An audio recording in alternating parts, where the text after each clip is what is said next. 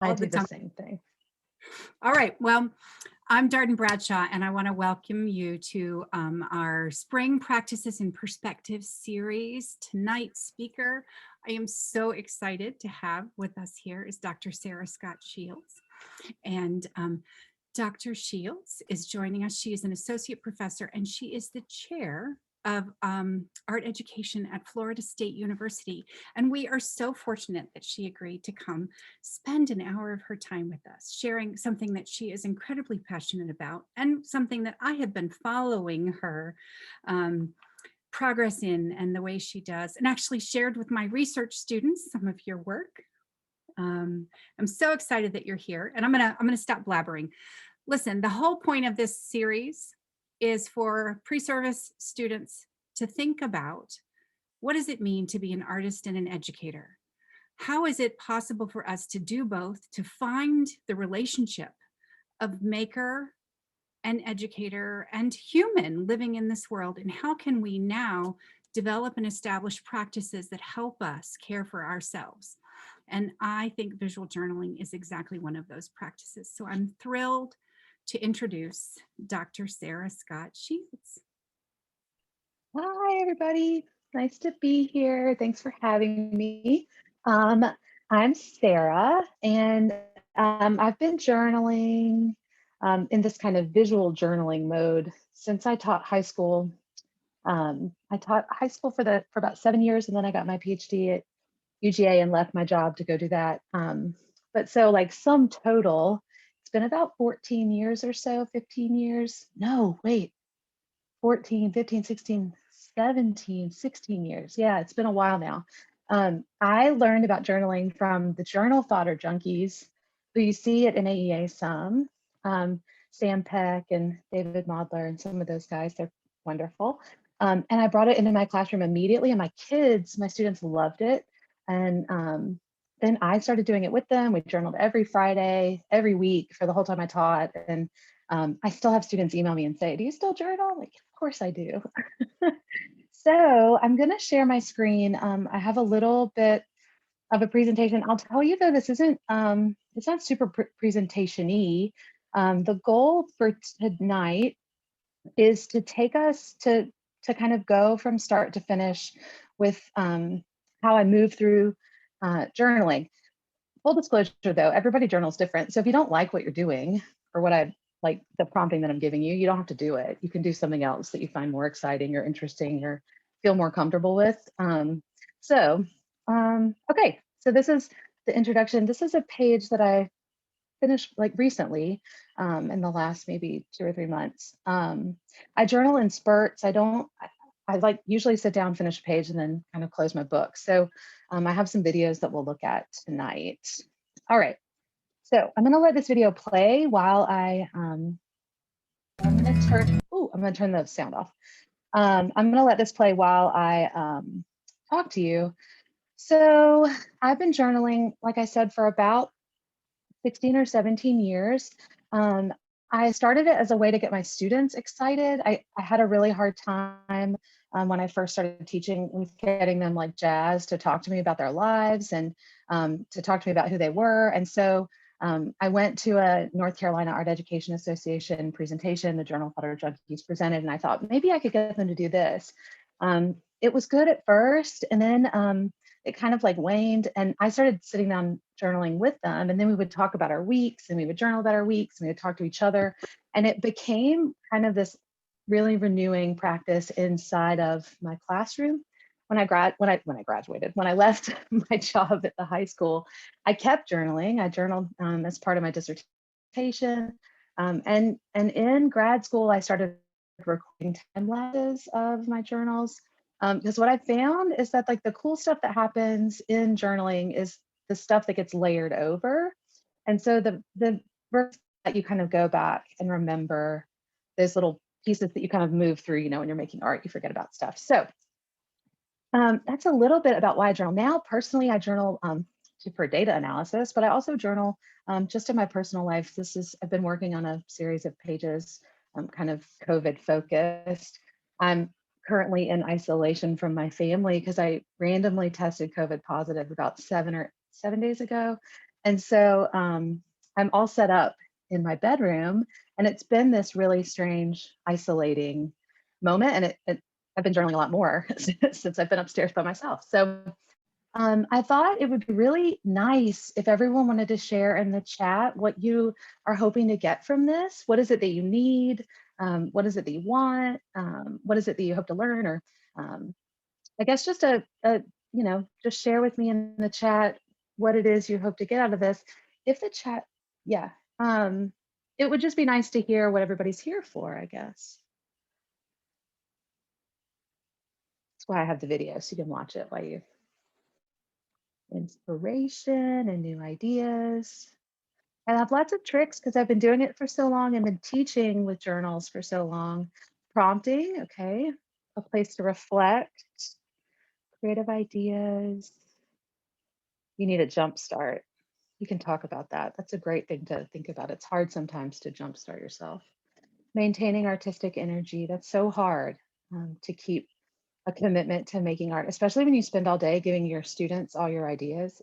You come home, you're just exhausted, like creative droughts. I think I feel like they are. Ways to introduce journaling to students. Okay.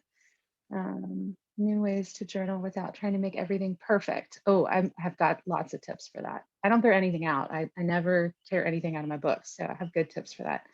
Hoping learn to inspire pre-service teachers. Okay. All right. Ideas. All right. Well, I'm hoping you're going to get all those things. I thought if there was like a curveball, I would try to throw something in, but I think we're going to cover most of that. So, okay.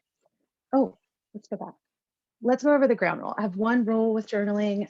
This is a rule with my students, it's a rule with myself. I don't throw anything away. I don't abandon anything. I may leave it alone for a bit, but I always come back to it.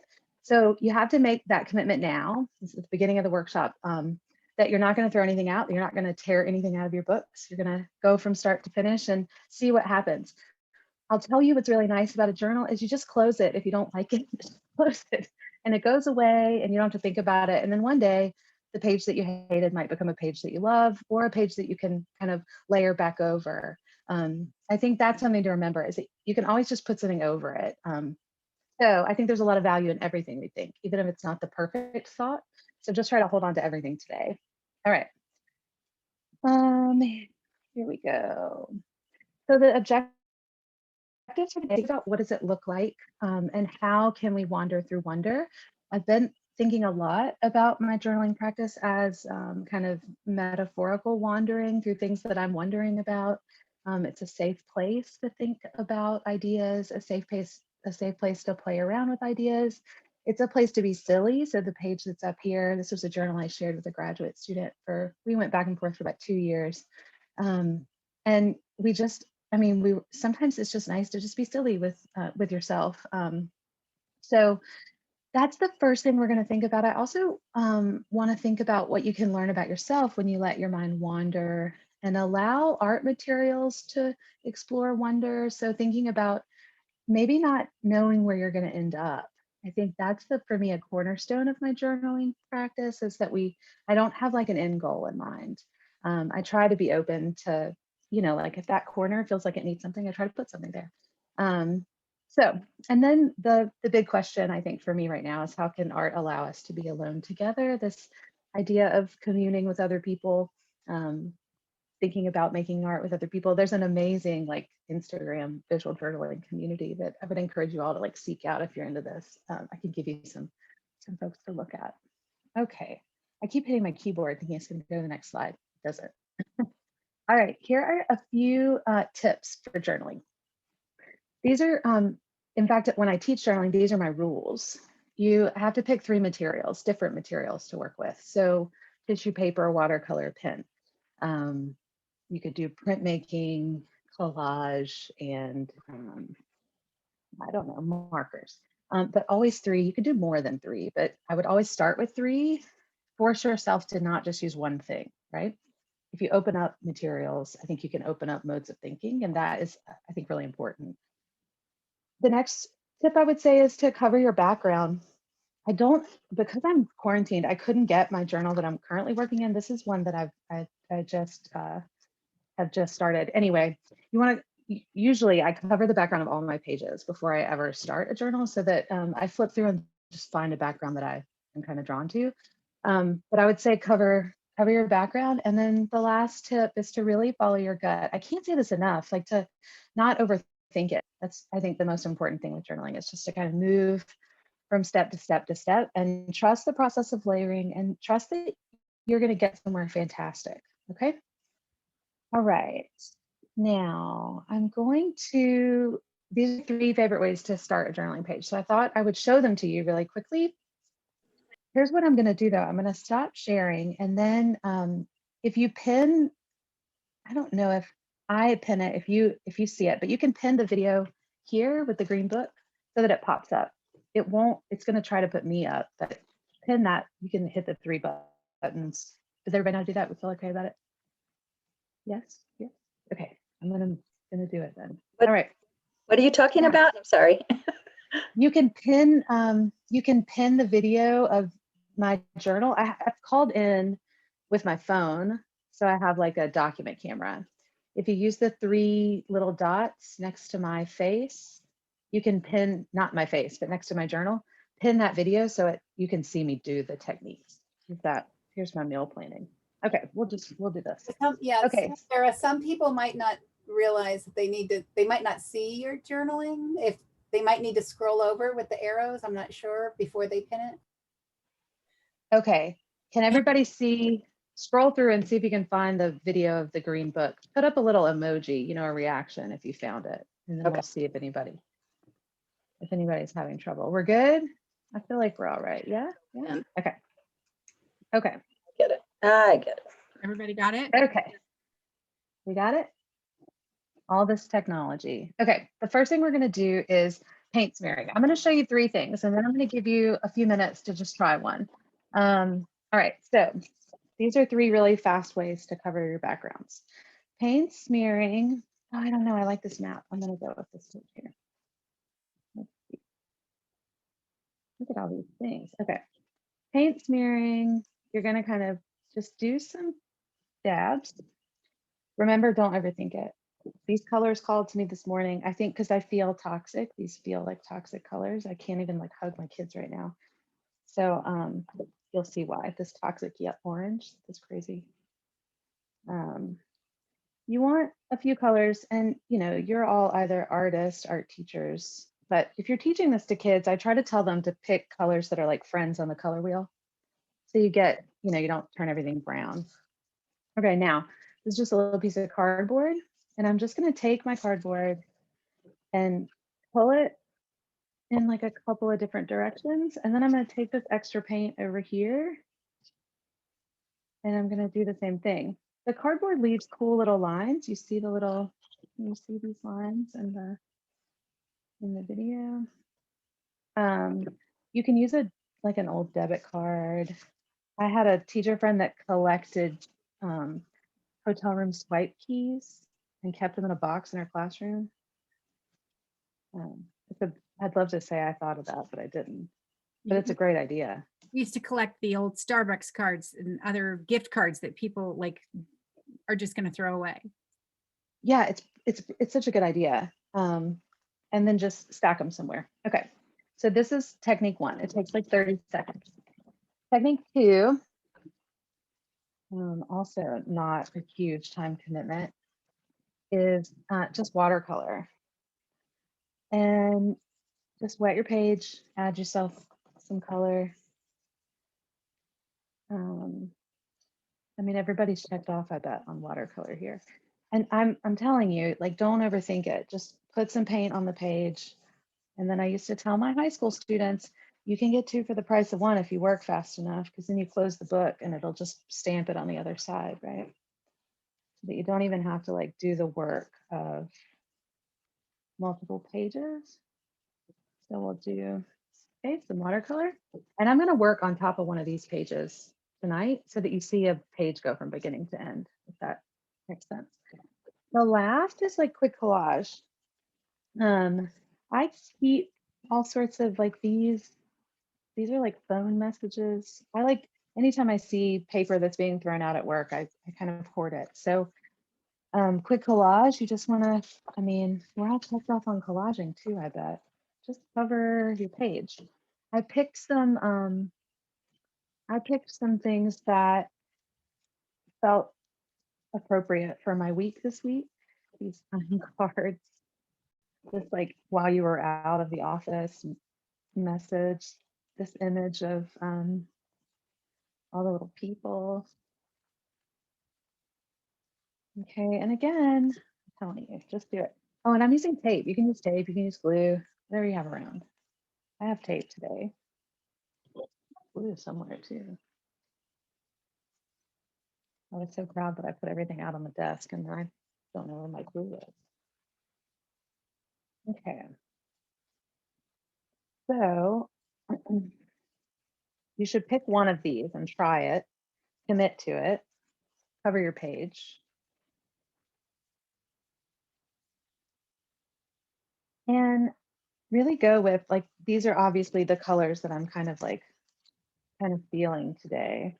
If you're home and you have a hair dryer, that's a nice way to cut corners too, right?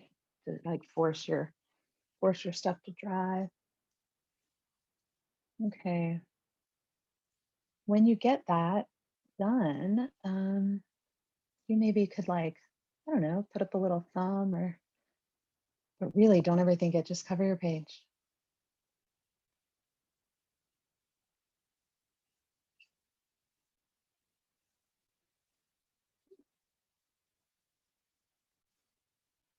I'm gonna put up slides one more time. You feeling good? Ready to move? I'm telling you, just gotta go with it. I think I'm gonna stick with this. I think these lines are really nice. Although you guys could tell me which page you want me to work on top of. You can also do that. Let me get a little glue.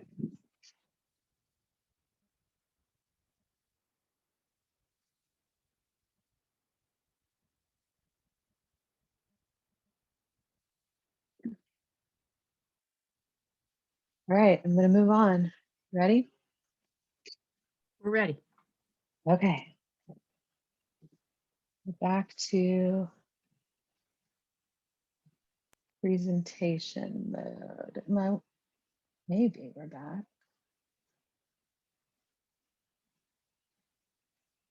Oh, I lost it. Sorry. There it is. Okay. Okay.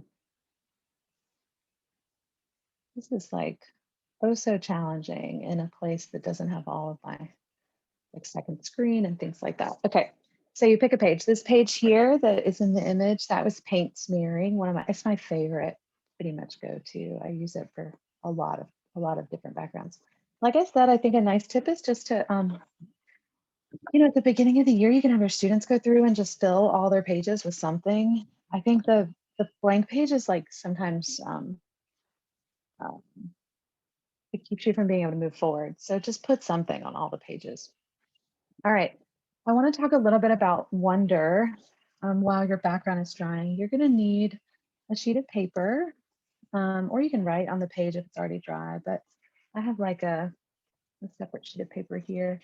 I want you to think about what wondering is. So this is a picture of my daughter. I think it like perfectly encapsulates this feeling of wonder, this like bit of admiration mixed with some surprise. Sometimes it's caused by something beautiful or unexpected. It can also be something unfamiliar or something that you can't really explain. So I want you to think about something that you've been wondering about. And then I'm going to give you a minute to write, and I want you just to write for the full 60 seconds. Don't stop. And so you go from beginning to end without stopping. So I'm going to start you now, and I'll tell you when you can stop. So write about some things that you wonder about. Ready, go.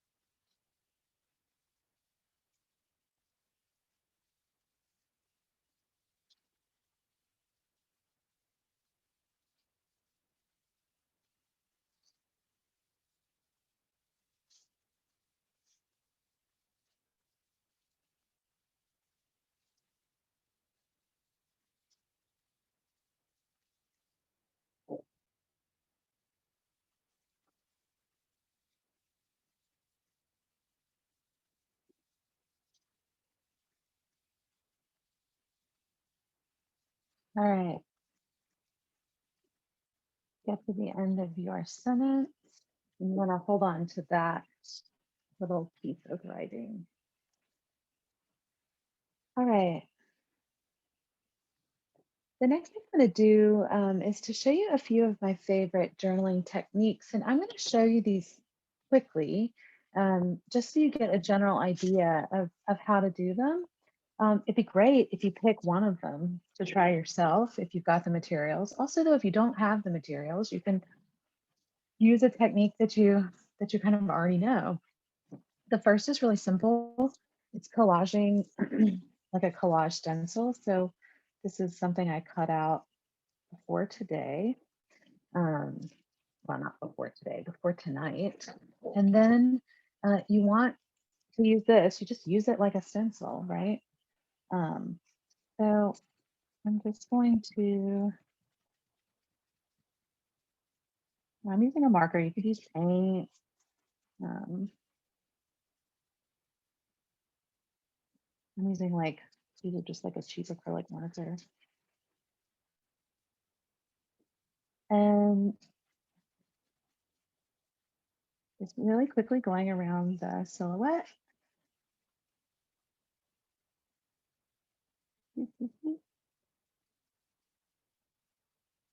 In my head, I thought this would go so fast.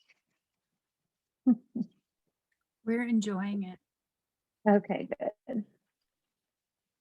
I loved this woman. I cut her kid out, which felt like I felt a little bad about, but okay. So then this is maybe the most satisfying. You pull it up and there's this really lovely silhouette. And it took you like, I don't know, 30 seconds to make. So I have like a folder of these in my like current journal that I keep, and I just pull them out and use them over and over and over. So hold on to these, don't throw them out, right? Like keep them in a little spot. I keep this again, this is a new journal, but I usually have, I haven't given this one, but I usually glue an envelope in the back of my journal, and then you can stick all of those little, miscellaneous guys in there. Okay. So the first is collage, using a piece of collage material to stencil. The next is stamping with stuff. I have bubble wrap, which is one of my favorite things to stamp with. In this image, the bottom right image of the slideshow, that's like lemons, and the little circles are like the end of a pen. You can stamp like this would be a cool stamp here. The end of the pen I was just using. Okay, so the stamp with stuff, you want I'm gonna use this one. You need a little bit of paint. You can use a brush, or you can use if you have a brayer around, that works too. With a very satisfying sound. No, other people are into like the sounds that materials make, but I love the sound of a paintbrush on bubble wrap. Then you're just gonna stamp it. It's beautiful. It leaves these like cool little dots. And you can stamp with kind of anything. Okay, we'll do this too. The end of this pen. Oh, I just did the one circle. Oh, though. And again, okay, so this is another tip if you're teaching this, is to think about telling your students, this is something I think artists do kind of naturally, is stick with some like a color group, but you kind of have to remind kids, like, those 4 or 5 colors that you smeared all over the place, just keep using those colors, and then use some like accents, gray, black, brown, white, pick some like neutral accents. But I think, you get like a nice, it's a little more cohesive, but those are things that I think are important to remind kids. They don't, you forget, they didn't learn, they didn't go to art school, so they didn't remember. They may not know all those little tricks. The next is gesso drawing. This is a really simple technique too. And I'm going to tell you, I don't have gesso here, so I'm going to try it with white paint. So I'm just going to glue this down. And then I'm gonna take white paint. This is just white acrylic. It works really well with gesso.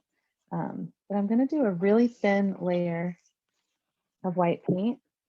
And then while that dries, I'll go do some, I'll show you a different technique, and then we'll come back to this when it dries. But see the woman holding the baby? This is gesso drawing. Basically, you glue the image that you want down, and then you do like a really thin layer of gesso over the top so that you can still see the image through it. You like kind of create yourself a ghost image. I don't know if you can see this little boy through, well, I don't know, this little kid. See them through the paint there. So I didn't do it super, super dark. I left it pretty transparent. Then I'll go back with like colored pencil or marker, and you can draw over it, but then it looks like you drew it, which is such a nice like shortcut. And I think really helpful for kids when kids are struggling with how to draw. This is a really easy kind of shortcut. All right, the next is what I call finishing the cutout. So I've got this shower head, and this is just when I take something cut out and I add like a drawn element to it. The woman here in the slideshow that has the flower, that's an image from a magazine, and I kind of drew her head and finished her hair. I couldn't find an image that I loved as much, but I am gonna nothing like spray adhesive in your bedroom. I'm gonna put this shower head up here. Let the paint underneath it. That's pretty dry. And then you can kind of go back and add some drawn elements or painted elements. Like maybe I'll do some water.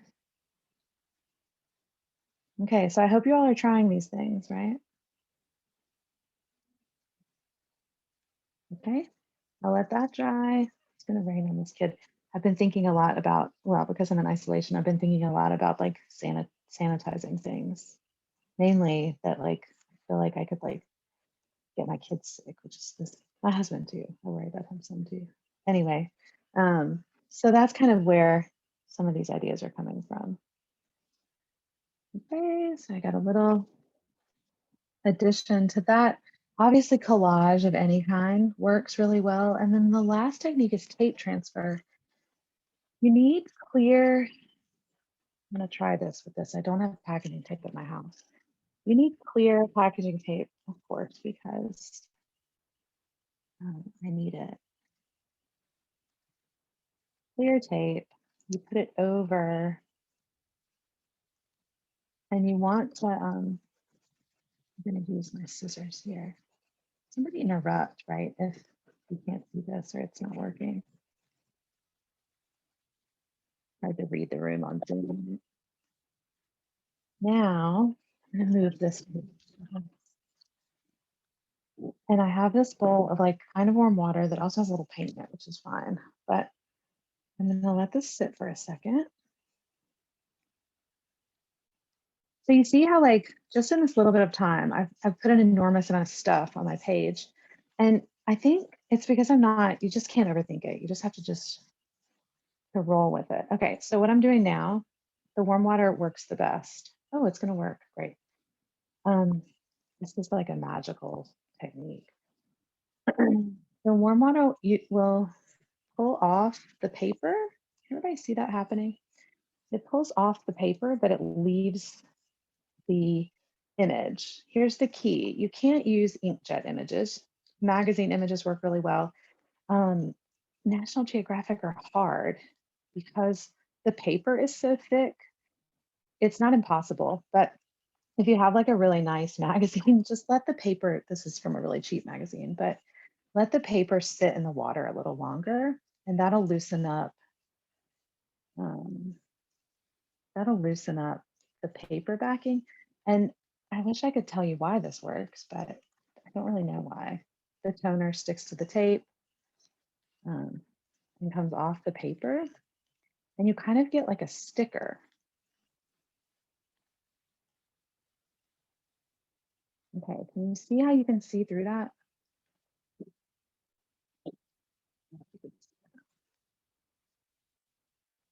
All right, I'm drawing on my pants. Anything that's white will be transparent. So like those letters were transparent. I don't know where I should put this yet. But so you can see through it. Okay, I'm gonna come back to that. The cheaper the tape, the better it works, I found. Also, like interesting side note. Okay, so there are 6 techniques. Has everybody tried one? Are you guys kind of doing them while I'm talking? Yeah? No, maybe? Okay. I'm gonna just hope that you're doing them. This is an example of a page that is a paint smear background, bubble wrap printing, collage, and tape transfer. So while you're trying 1 or 2 of these techniques, I'm gonna just let this run. It's about 2 minutes long, so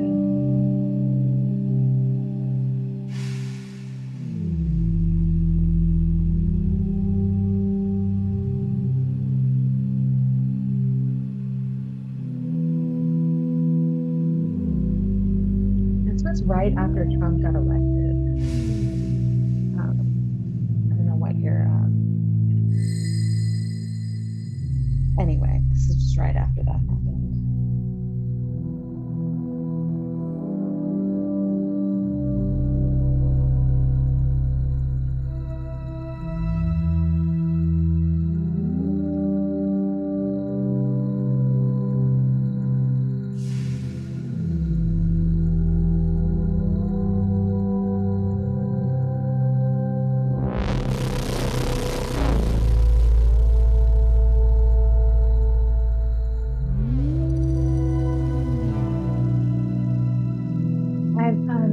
I find myself using the same kinds of, I kind of lean towards these dotted lines I use all the time.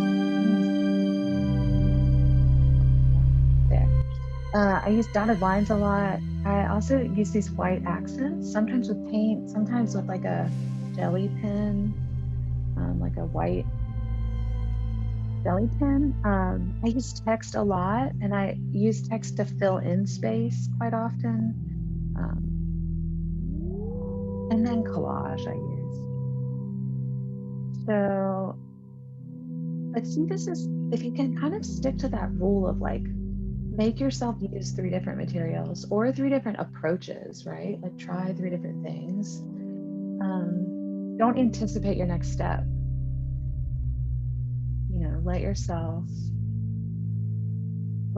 figure out what comes next. And well, in these videos, you can kind of see I do things and I'm like, nah, I don't love that. So I just did that little bit of watercolor and I hated it. I remember hating it. And I went back and like painted back over all the stuff that I had put content over. You know, as much as you can, don't force yourself to, if you don't like it, just paint over it, but don't start over. That's really important. Let the page really talk to you, and the more you listen, the better you get at hearing, I think, what the journal says to you. And I think too, what the journal needs is sometimes what you need to, right? That's like a whole like kind of meta, which is really what this is all about. Like, how do you take care of yourself? And, you know, as an artist, I think if you can let go of outcomes, which is hard for artists, to let go of the outcome and embrace the process, something really cathartic can kind of happen in that space. All right. Let's see where we're at on time. How are we doing? Oh, really good. Okay, it's 8:07. I want to talk a little bit about wandering and how I think by association. I've kind of done some of that in this page. Some of it is because I have been thinking about being alone in my room, quarantined, which is like my current life. And some of that is a lot of that is showing up on this page that I've been working on with you all.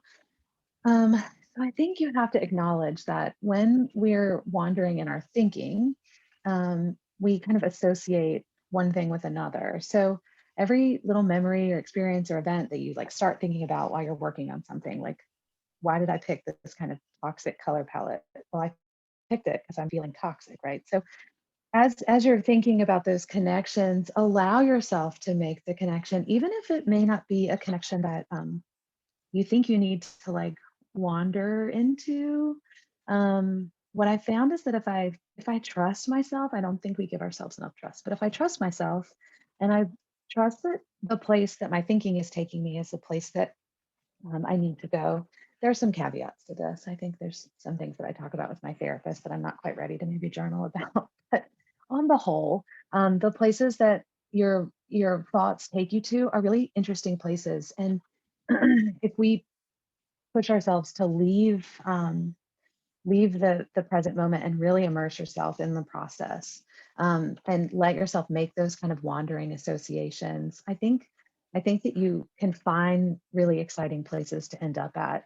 And what happens in journaling is I create these little mementos of my life that I can kind of go back to, which for me has been so important. I mean, I can look back at journals that I kept when I was teaching, and I can remember like the day that the kid came in my class and posted, "Will you go to prom with me?" all over my classroom, like as a funny joke, right? I can remember like this image here of it says the ultimate moments in bathroom enlightenment.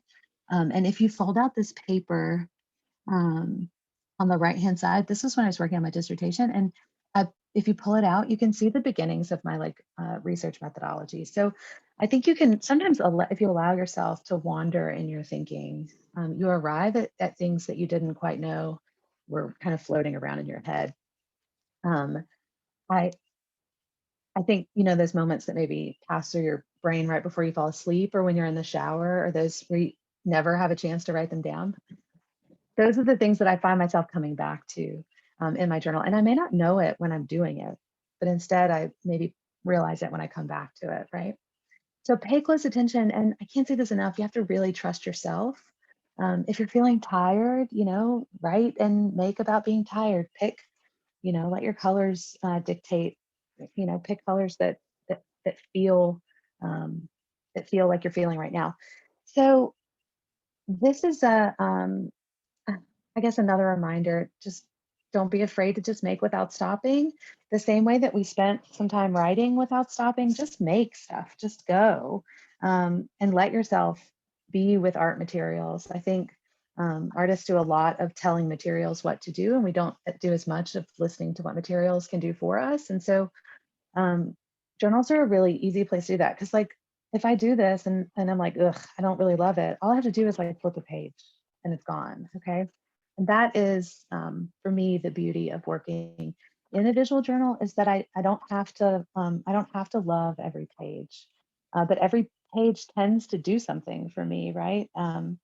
It allows me to think in a way that I wasn't thinking before. It allows me to explore something that maybe I wasn't that I hadn't explored before. And you'll find sometimes going back to those moments that that really wonderful things are there. This is an image from my dissertation. It's part of my literature review. So this was thinking about the authors. If you're interested in journaling as like a scholarly practice, these people on the right hand side, um, you know, Rita Irwin, Kit Grauer, Stephanie Springay, Anita Sinner. These are folks that were writing really beautiful things about this kind of practice, and how it can be enacted in classroom spaces. And um, yeah. All right. Um, I think my big takeaway, and perhaps what my students might say about journaling, is that you know a lot more about your world than you think you do. You just don't think enough about your world. We kind of fly through life, right? We don't ever pause and stop and allow ourselves time to think. And so, you know, giving yourself the chance to stop and do some of that thinking is really important. Um, and you know, it's important for different people for different reasons. Yeah, and I think everybody can stumble on why this practice might be valuable for you um, the more you do it. I know somebody had kind of asked, like, how do you kind of cultivate a journaling practice? I schedule time into my calendar to do this. I've also found that when I record them and then I post them, then people are like, these are cool. And then I think I should make more of them. And then I do make more of them. And so sometimes I think that external, having like an audience is sometimes helpful if you're the kind of person that likes to share your work. Um, I, but I can't say enough like how valuable I think scheduling creative time into your life is. If you're teaching and you're having trouble scheduling creative time into your life, I would encourage you to like schedule it with your students. I mean, I do this even with my pre-service students. We have like dedicated kind of collaborative journaling time where we all sit together. We journal about class content, but also, you know, about life. We have a class hashtag so I can keep up with what everybody's doing. But I think find a way to make it a part of your kind of daily practice, and maybe not daily, but like I think about journaling the same way I think about working out. Like if I could do it 3 times a week, that's a pretty good goal for me. I mean, I'll be honest, I probably journal more than I work out, but you know. Okay, so I'm gonna play this. How are we on time? All right, 8:15. I'm gonna play this while everybody works. I've given you some of my like tried and true techniques. I am gonna go back and show you how to do this, the kid's face that I did the wash over. I'll go back and draw over that. But I've given you like 6 really great journaling techniques. Hopefully you've been working or kind of, you know, fiddling alongside. The thing that you wrote, I would challenge you to find a way to incorporate it. Some of my favorite ways to incorporate things are to create little pockets. Sometimes if I hate what I wrote, not hate, maybe I'm struggling with what I wrote, or if it's like emotionally difficult, I tear it up and I use it like collage material. You can also glue it face down. You've still done the practice of writing it, which I think is important. So challenge you to kind of incorporate that. Try 1 or 2 of the techniques I went over if you have the materials. I'll play this video. You can ask questions if you have them. There's more of these videos. I have a YouTube page you're welcome to go check out. And maybe see where it ends up. I'll give you maybe 10 minutes or so. Okay. All right. This whole journal has been like the current, I don't know why the image is so bad. Okay. The background image that you're going to see me use here is a jelly print. If you've never jelly printed, that's like a whole other thing. I'm still like learning it, but if you've never done jelly printing, you can make jelly plates out of, well, you can make them out of jelly. I think keep them in the fridge and they'll keep. You can also order them online if you're not into, you know, an arts and crafts project.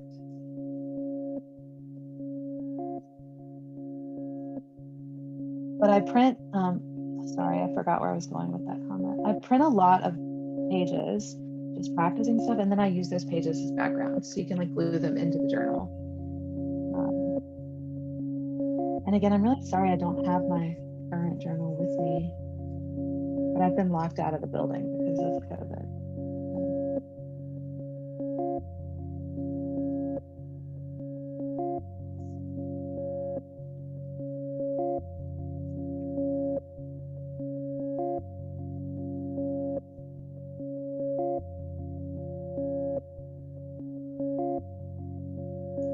So this is jelly print, and CC, my lady. I'm back with her. This time I'm just going to outline her. I use this particular figure. I'll be really sad when she breaks because I use her a lot. I'm not sure why. She doesn't really look like me, but there's something about like the implication of her holding something that I think I'm attracted to. That's that silver stuff. I wish I had some. Here, it's like paper that is left over from, it's like these stencils made out of like leftover paper that's had holes punched in it. That somehow the hole was the thing that was wanted, and so the rest was thrown out. I found that in the trash can at work. These stencils I got on Amazon. They're very cheap. I love stencils. That's I think something I use quite often.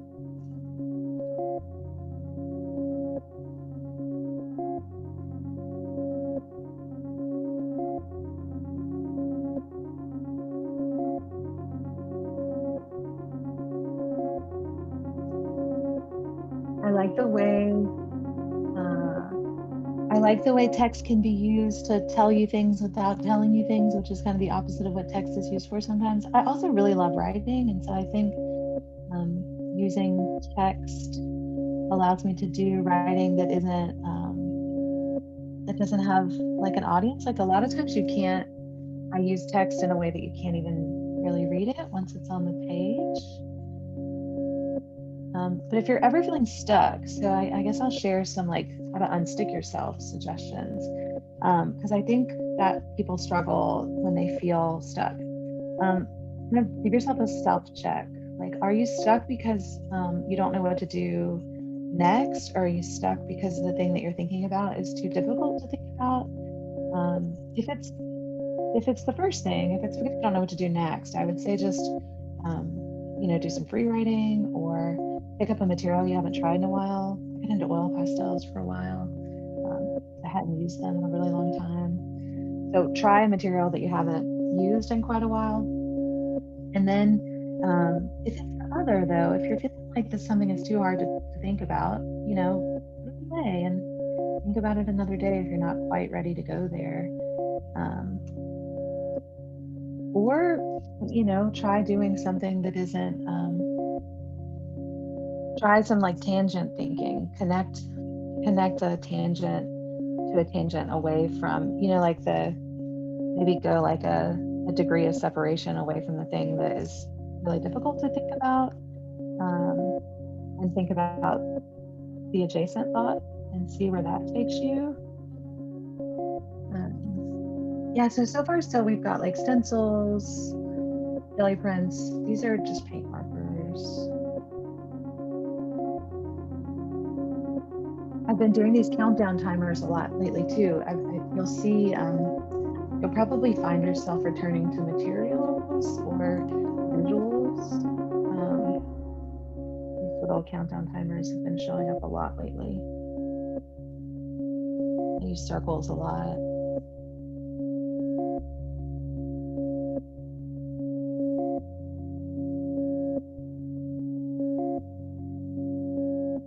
Yeah, feel free if you have questions. You're welcome to like unmute yourself and ask. I can turn off the impending doom music.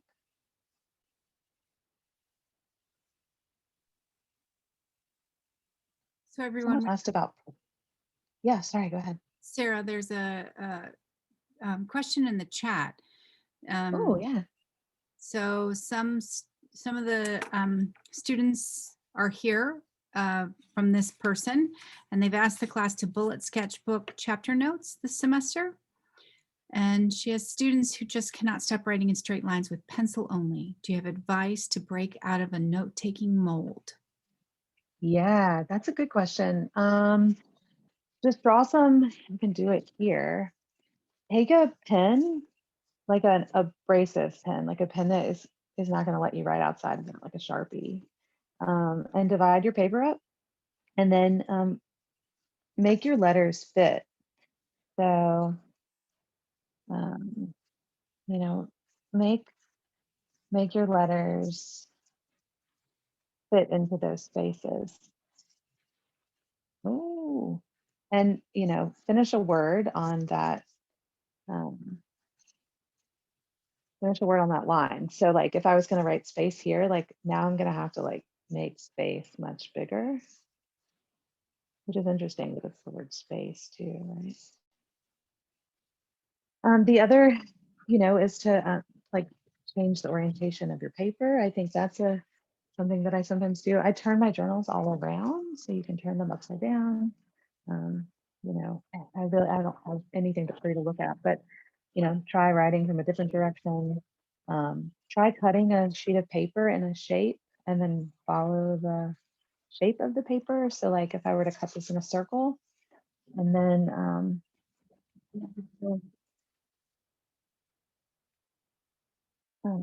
cut a piece of paper into a circle. I think you can like get yourself off of a 8.5 by 11. Sometimes that's helpful too. And then just don't use a pencil, right? Just kind of start and move around. with the edge of the paper. Does that make sense? That's a good question though. I use writing a lot on my pages.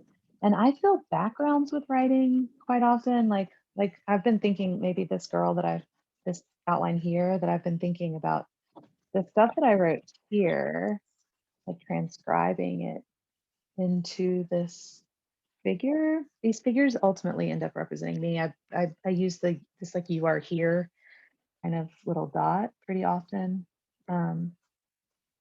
I kind of insert myself physically into the image, usually someone in the middle of the person on the page. I don't know if that helps. You What could did also help, like thank make it a you. requirement.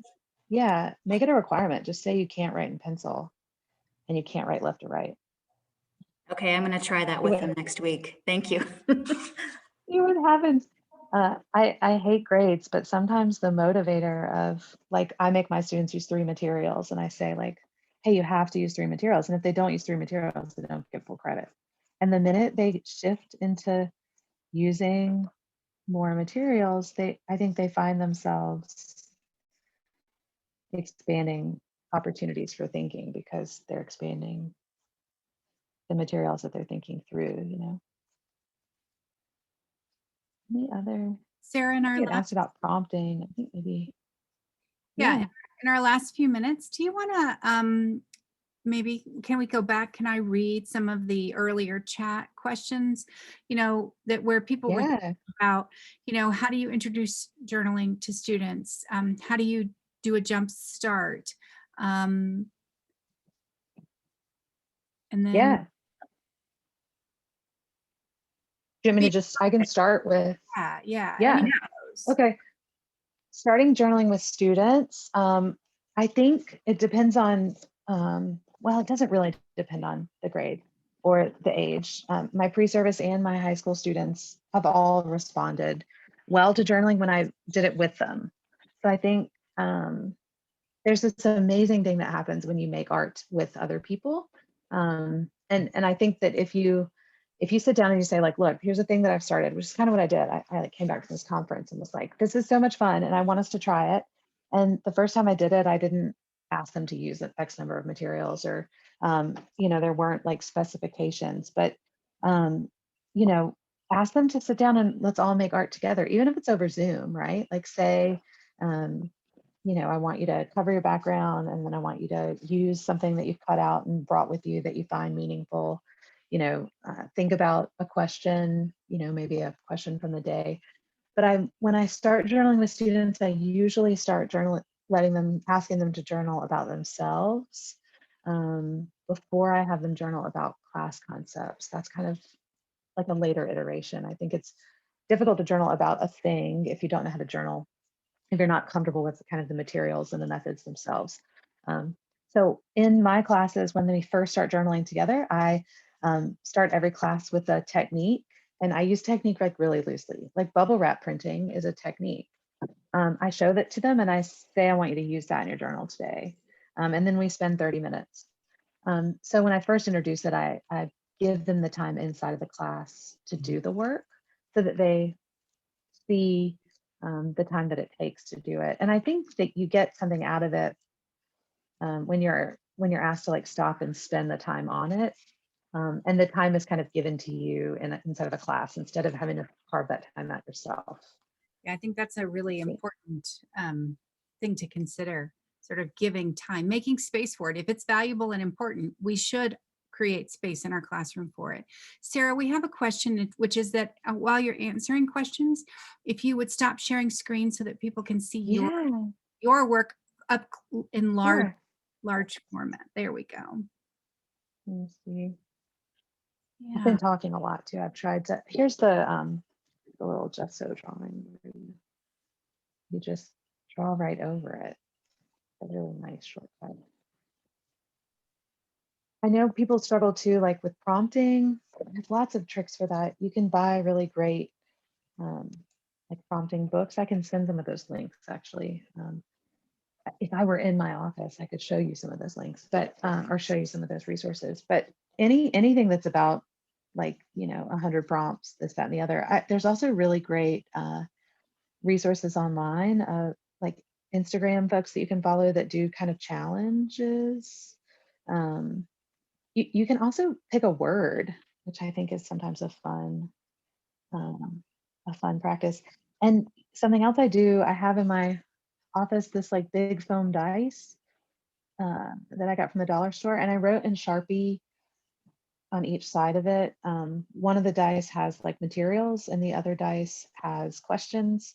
And sometimes if I don't quite know what to do, I'll roll the material dice and roll it 3 times and just give myself 3 materials to try. And the same for prompting, come up with that. You can like a really quick Google search of like, 50 different journaling prompts. I can also send a list, Darden, if you want to, I can email that and you can send it out to everybody. I have a list of kind of questions. I'd be happy to. What other Yeah. questions do you all have? You have Sarah for just a few more minutes. Now's your time to shout those questions out. Or just speak to her about what you're experiencing and you've observed and you're doing.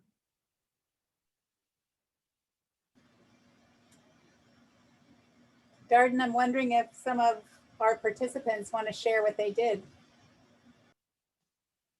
Oh man, That would like be my lovely. guilty pleasure. Anybody feeling comfortable? I'll share what I did. Thank you. So I actually pulled from an old like sketchbook that I had, a page that my kids just kind of scribbled all over. And I had like a little piece of paper that I wrote Wonder on, and some of like their craft paper as well. And I just ripped up the paper. That kind of tends to be one of my son's thing when he gets really frustrated. He just rips up any paper that's by him. So I did that and then kind of collaged it back into a heart. So Oh, I love it. it's not really like something like kind of what you're talking about, something that you're in love with, but I kind of just wrote the little notes of what you're saying too, just like trust your process and go with it. So it's not something that I'd be like, oh, I'm super proud of this and I want to share with everyone, but it does feel good to kind of just go with the flow and make something out of nothing. I think it's, is it Rachel? Is that your name? Rochelle. Oh, Rochelle. Okay. Something interesting that you just said, which is it might not be something you want to share with everybody. And I think that's an important thing to share with students, is that like not everything is meant to be shared with everybody. Like not everything is a finished piece. Not everything is, like ready to hang on a wall, and it shouldn't be. Like life isn't all, it's not all curated moments. I think the moments that kind of happen in between the things that we choose to share, or the things that we frame, or the things that we put on a pedestal or hang on our wall, those moments are just as important, and they get forgotten because we don't frame them and hang them.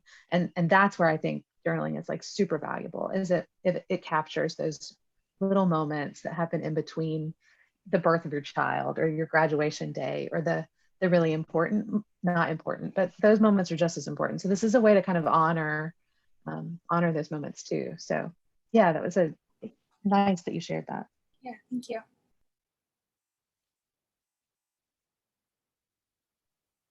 Anyone else want to share? I can share mine. So I kind of did like a COVID one, because that's what came to my mind first when she said curiosity. And then this one I'm still working on. And I think, I don't know, I had like a food little element down here. And so I think like, especially like with COVID and like the shortage of food, I think that would be interesting in itself. It's like right in the main room. Sorry, interesting in itself with I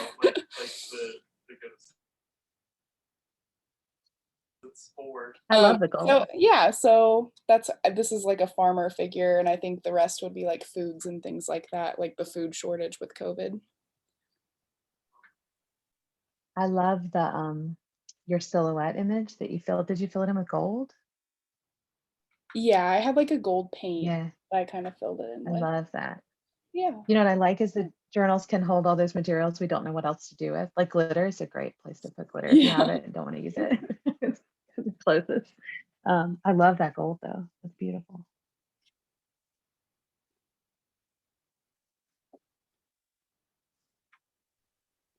I'm always up for sharing, so I can share mine. Yay. Yay. So I, like yourself, actually tested positive also, like really out of the blue. So I'm stuck in my parents' basement. But my mom's crafts room is down here, so I kind of rated that right before. So yeah, this is what I came up with. It's really, again, like a hodgepodge of things. This is an envelope. There's a little ribbon up here. It's real fun. And then I like found one of those like stampers. So I just put a bunch of little tiny shamrocks inside of it, and I wrote shamrock confetti on it. I don't know why. I need some luck, maybe. Maybe I very subconscious. I wasn't really trying to think of anything. So yeah, that's where mine went. I love it. I love that you like worked with what you had. I think that's important. It's really important. Is that this doesn't require anything special. You can just use like, you know, the like bits and baubles that are kind of laying around. Again, at the Yeah. bottom of the drawer that nobody uses. Right. Keep the drawer that no one uses. I have a box of things that no one uses. Well, they do get used now, but nice. Thanks, Sarah. How about one more? I'm willing to go, but it's definitely not like cream of the crop kind of work. See, stop. You have to stop that. It doesn't matter. So Yeah. I have mostly just Game Informer magazines to work with. That's about all I've got. That, and I have tape, and I have some Post-it notes and a couple markers. So very work in progress. I tried to do the like ghost tape thing that you did. It's like a heart that has a whole bunch of different red symbols inside of it, as well as with this little guy down here. He's also there. I don't know how well you can see him. But this is my example of childlike wonder and how I kind of feel like childlike wonder can sometimes translate into love.